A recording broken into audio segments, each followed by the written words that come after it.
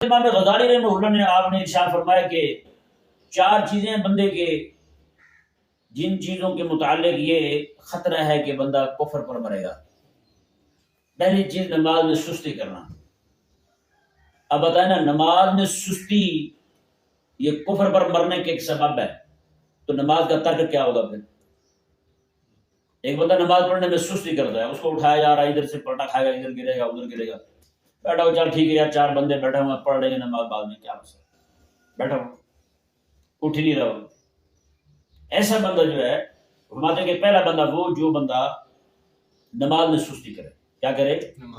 नमाज में सुस्ती करने वाला बंदा, उसके कुफ्र पर मरने का खतरा है। और दूसरा बंदा वो जो वालिदैन की नाफरमानी करता है। क्या कहता है?